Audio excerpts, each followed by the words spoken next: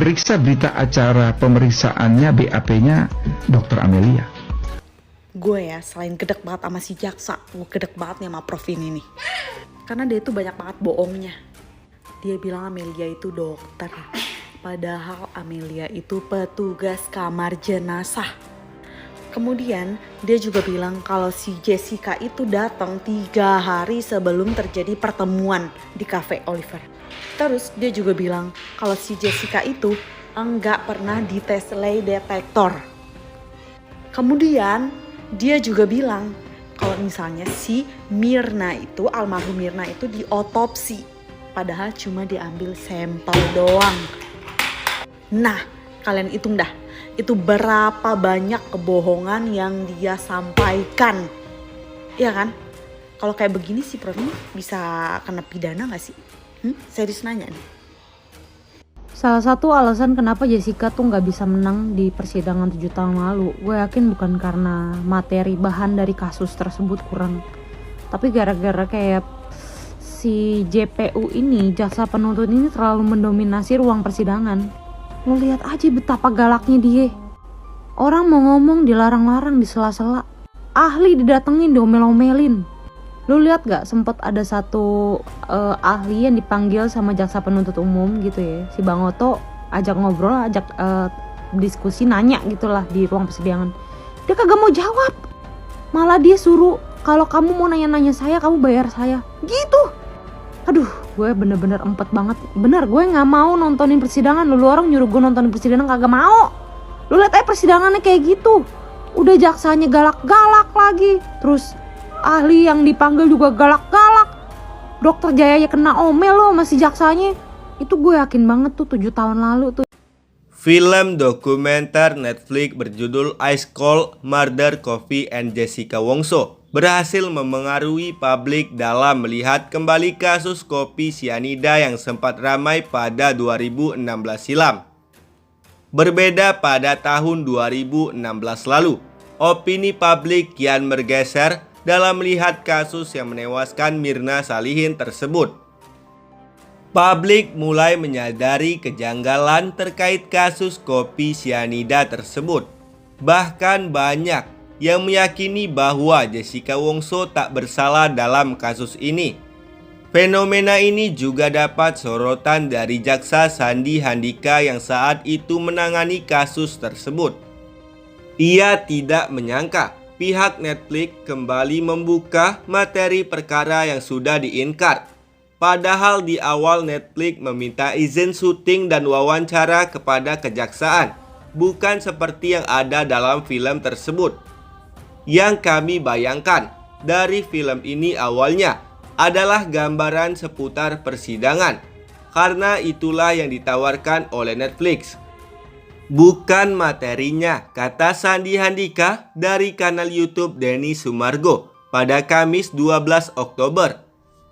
Tapi ternyata pada saat film dokumenternya muncul, ternyata masuk pada materi perkara, menggali lagi sesuatu yang sebenarnya sudah menjadi analisa dan perdebatan pada tahun 2016 silam. Padahal kami sudah menghindarinya, bebernya. Sandi awalnya membayangkan film dokumenter hanya menggambarkan seputar persidangan saja, tetapi Netflix malah membuka materi perkara.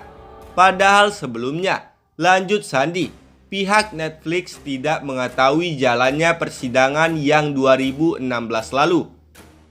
Sementara itu, menurut ahli hukum pidana Prof. Edward Omar Syarif, film dokumenter seharusnya tidak membahas sebuah kejanggalan. Seharusnya bagi orang yang paham hukum, film dokumenter seperti itu tidak lagi membahas kejanggalan, kata Prof. Edward. Lanjut Prof. Edi, kasus Jessica Wongso sendiri sudah diinkar, sehingga publik harusnya menghormati putusan yang dibuat majelis hakim dan pengadilan. Jadi sudah tidak ada lagi perdebatan. Apalagi kasus ini sudah diuji 5 kali, PK peninjauan kembali 2 kali, tuturnya. Selain itu, di sidang yang lumayan panjang itu tidak ada disetting opini. 15 hakim semua menyepakati bahwa Jessica Wongso bersalah. Kalau kita lihat majelis hakim di Pengadilan Negeri Tinggi Kasasi PK sampai 2 kali, berarti sudah diputus 15 orang hakim. No setting opini, tidak ada perbedaan pendapat, tegas Prof. Edward. Dilansir terpisah, Kepala Divisi Hubungan Internasional Kadif Hub Inter Irjen Krisnamurti sentil kuasa hukum Jessica Kumala Wongso, Otto Hasibuan di Instagram. Tayangannya film dokumenter Ice Cold Murder Coffee and Jessica Wongso viral di media sosial. Film tersebut membuka tabir baru di mana kasus kematian Wayan Mirna Salihin banyak kejanggalan. Kasus 2016 silam itu sudah dinyatakan di mana Jessica sebagai terdakwa divonis 20 tahun penjara oleh hakim. Ternyata sampai saat ini, kuasa hukum Jessica Otto Hasibuan masih belum puas. Dalam pernyataan di beberapa podcast YouTube, mengungkap jika Jessica bukanlah pelaku pembunuhan Mirna Salihin dengan racun sianida. Ada beberapa kejanggalan dalam kasus kopi sianida yang menewaskan Mirna Salihin. Pertama, Otto Hasibuan menyoroti penanganan kepolisian, di mana saat itu Krisnamurti masih menjabat sebagai Direskrimum Polda Metro Jaya. Otto mengklaim tak ada proses otopsi yang dilakukan kepolisian pada jenazah Mirna Salihin. Dalam unggahan di Instagramnya, Jenderal Bintang 2 itu memberi respon atas pernyataan Otto Hasibuan itu.